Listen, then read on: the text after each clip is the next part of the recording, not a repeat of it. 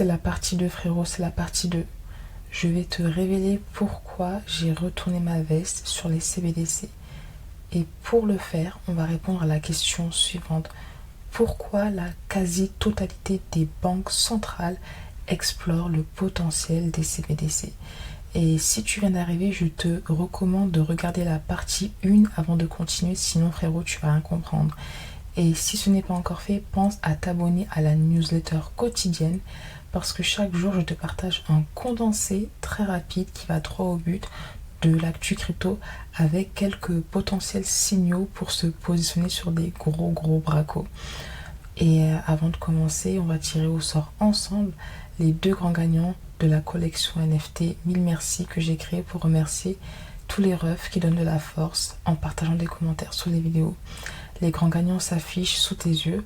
Donc si tu en fais partie, n'hésite pas à m'envoyer une adresse ERC20 par mail pour que je puisse t'envoyer le NFT. Maintenant tu connais. Si tu connais pas, chaque semaine, on revient ensemble sur l'actualité la plus croustillante autour des crypto-monnaies. Si ce sont des sujets qui éveillent ta curiosité et ou te passionnent de manière incommensurable, tu sais ce qu'il te reste à faire. Maintenant, mets-toi en mode zépo. Boisson sur le tech, et c'est parti frérot, on commence.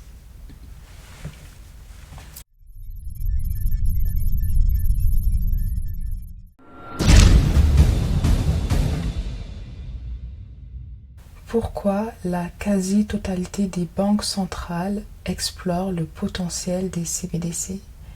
On va tenter d'y répondre, mais avant ça frérot, faut définir les termes. Donc CBDC, c'est l'acronyme anglais pour Central Bank Digital Currency. En français, c'est MNBC, monnaie numérique de banque centrale. Donc comme son nom l'indique, c'est une monnaie émise par la banque centrale qui existe uniquement de manière numérique, contrairement aux monnaies traditionnelles comme le dollar ou l'euro par exemple, qui peuvent aussi bien exister de manière physique avec des pièces ou des billets que de manière numérique. Tu as déjà dû réaliser des virements. Et maintenant, on peut se demander, mais pourquoi on en parle autant dans les cryptos, dans l'écosystème de la blockchain? En fait, si on en parle autant, c'est parce que ces monnaies peuvent être émises sur la blockchain. Et d'ailleurs, avec les stablecoins, les CBDC sont une des premières et des applications les plus prometteuses de la tokenisation. Et là, je vais te partager rapidement un article pour étayer mon propos. Cet article de CoinDesk, qui date du 20 juin 2023, nous informe que la tokenisation pourrait être une opportunité à 5 trillions de dollars l'idée par les stablecoins et les CBDC. Et encore, frérot, là, les refs sont gentils parce qu'il y a d'autres études qui estiment le marché de la tokenisation à 16 trillions de dollars pour 2030. Donc là, on est vraiment sur un marché colossal. Et ce qui est intéressant avec la tokenisation, c'est qu'il y a pléthore d'applications. La tokenisation peut servir aux besoins de personnes qui sont dans la crypto, hors crypto, mais elle sert aussi aux besoins des acteurs institutionnels et c'est d'ailleurs de ça qu'on va parler plus tard. Mais avant ça, il faut quand même continuer à définir les termes. La tokenisation, c'est quoi en fait? Pour faire très simple, c'est juste le fait de créer une représentation numérique de produits traditionnels sur une blockchain ou DLT. Et cette nuance est extrêmement importante. Avant, je l'ignorais, mais frérot, faut pas qu'on l'ignore. Donc là, on va définir ce qu'est une DLT. Donc DLT, c'est un autre acronyme pour Distributed Ledger Technology. Donc en français, c'est technologie de registre distribué. On va utiliser le terme DLT par souci de simplicité. Et donc pour te dire ce que c'est, pour faire extrêmement simple, encore une fois, c'est tout simplement une base de données qui enregistre toutes les transactions qui se déroulent sur un réseau. Cette base de données est gérée de manière décentralisée par plusieurs ordinateurs qui se situent dans divers endroits du monde. Et à chaque fois qu'il y a une mise à jour, chaque ordinateur reçoit cette mise à jour. Et là, tu dois dire, mais ça ressemble à la définition de la blockchain, ce que tu viens de me dire. Frérot, t'as raison. Parce qu'en fait, la blockchain, c'est justement une DLT. Mais toutes les DLT ne sont pas des blockchains. C'est pour ça que parfois, tu vas voir des articles ou des recherches qui vont bien préciser et mentionner les deux. la blockchain est une DLT, mais toutes les DLT ne sont pas des blockchains.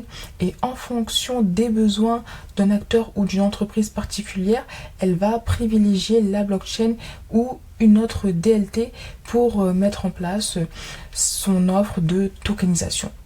Et là, frérot, on va passer à l'étude de cas. On va étudier la pertinence de la tokenisation pour les échanges transfrontaliers en tant qu'acteur institutionnel. Bon, avant qu'on continue, je te fais un disclaimer. Pour la suite, il faut vraiment avoir un mental d'acier parce qu'on va remuer le couteau dans la plaie. Donc, frérot, si tu es sensible ou cardiaque, ne regarde pas la suite de la vidéo. Donc là, on va faire une mise en situation. Toi comme moi, nous sommes deux acteurs institutionnels.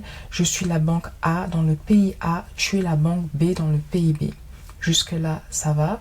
Donc moi, je souhaite t'envoyer une somme à 7 chiffres. Donc je vais vraiment t'envoyer une somme colossale. Mais t'inquiète frérot, l'argent est gagné proprement. On n'a pas gagné d'argent salement. Tout est carrément carré. Processus d'AML, KYC, tu connais. Donc là, je vais t'énumérer les multiples problèmes que je pourrais rencontrer si je souhaite t'envoyer une somme d'argent à 7 chiffres avec le système traditionnel. Tiens-toi prêt parce que là, c'est vraiment des problèmes douloureux. Premièrement, ce qu'il faut savoir, c'est que les paiements et les virements transfrontaliers mettent 7 jours pour être réglés. Ça veut dire que si je t'envoie l'argent aujourd'hui, tu vas la recevoir uniquement dans 7 jours. Et on est au 21e siècle, on est en 2023. Tu vois ce que je veux dire? L'autre point douloureux, c'est que cette transaction, elle va impliquer 5 intermédiaires. Donc, c'est-à-dire qu'avant que tu puisses recevoir l'argent, il y a 5 intermédiaires différents qui vont faire leur bail de vérification pour s'assurer que tout soit en norme. On fait quand même intervenir beaucoup de personnes, beaucoup d'acteurs dans cette transaction. L'autre point, c'est que comme toi, tu es dans un pays B, si je veux te faire un virement, je vais payer 10 fois plus cher que si tu étais dans le même pays. Donc, les virements et paiements transfrontaliers coûtent 10 fois plus cher que les paiements nationaux. L'autre point qui est également douloureux en tant qu'acteur institutionnel, c'est que chaque année, les coûts de règlement augmentent d'environ 14%. Ça veut dire que si aujourd'hui j'ai payé 1 million d'euros en coût de règlement, l'année prochaine je vais payer 1,14 million d'euros. Et ça fait mal, tu vois ce que je veux dire. L'autre point qui fait extrêmement mal, c'est que dans toutes les transactions, il y a 5 à 10% de transactions qui échouent chaque jour à cause de l'erreur humaine. Et c'est aussi pour ça que le simple fait de vouloir faire confiance au code, ça peut faire plaisir parce que les êtres humains font des erreurs. Maintenant, petit point statistique. Les paiements et les transferts transfrontaliers ont atteint 156 milliards de dollars en 2022 et devraient atteindre 250 milliards de dollars d'ici 2027. Ça veut dire que les acteurs institutionnels, ils s'envoient pas des 2 euros, des 3 euros, des 10 euros. Ils s'envoient des centaines de milliards de dollars chaque année. Les paiements transfrontaliers ont coûté aux entreprises 120 milliards de dollars en frais de transaction en 2020 et ils dépendent fortement de processus manuels, donc obsolètes. Autre point, il y a plus d'un tiers des données de paiement qui ont été validées manuellement en 2020. C'est quand même grave, c'est quand même très très grave. Et l'autre point qui m'a extrêmement surprise, là je suis vraiment tombée de haut, c'est que pour être sûr de pouvoir payer mes obligations sans risque lors d'une transaction, je devrais déposer de l'argent dans une banque correspondante. Donc ça veut dire que j'aurai de l'argent immobilisé qui ne travaillera pas. Et on estime à 4 trillions de dollars cet argent qui dort. On voit qu'aujourd'hui, le système traditionnel est obsolète et fait perdre aux acteurs institutionnels des centaines de milliards de dollars chaque année. Et quand on voit ça, on comprend pourquoi les banques centrales explorent le potentiel des CBDC. Parce que les CBDC peuvent résoudre tous les problèmes mentionnés juste avant. De par le fait qu'elles évoluent sur la blockchain ou le DLT, elles permettent l'abstraction des intermédiaires. Ça veut dire qu'on ne va pas devoir passer par 5 personnes ou 5 intermédiaires avant que le virement soit reçu. La blockchain ou les DLT permettent d'avoir des frais de transaction minimes. Surtout quand on sait que dans le système actuel, les acteurs voient leurs frais de transaction qui augmentent de 14% chaque année. 14%. Les CBDC, grâce à la blockchain ou DLT, permettent le paiement instantané. C'est-à-dire qu'on n'a pas à attendre 7 jours comme c'est le cas dans le système traditionnel. Les CBDC, grâce à la blockchain et au DLT, permettent également de réduire le risque d'erreur humaine puisque on fait confiance au code. Tu vois ce que je veux dire? C'est vraiment une évidence en fait. Et l'autre point extrêmement pertinent, c'est que les CBDC permettent de supprimer la nécessité de préfinancer des comptes chez des intermédiaires comme les banques correspondantes.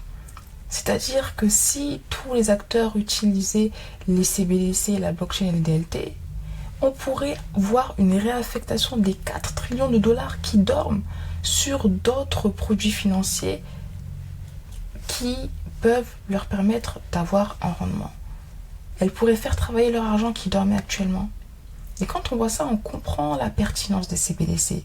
Et je précise uniquement pour les acteurs institutionnels. Parce que c'est sûr que en tant qu'investisseur retail, jamais je ne souhaiterais utiliser les CBDC parce que selon moi, c'est une menace aux libertés individuelles.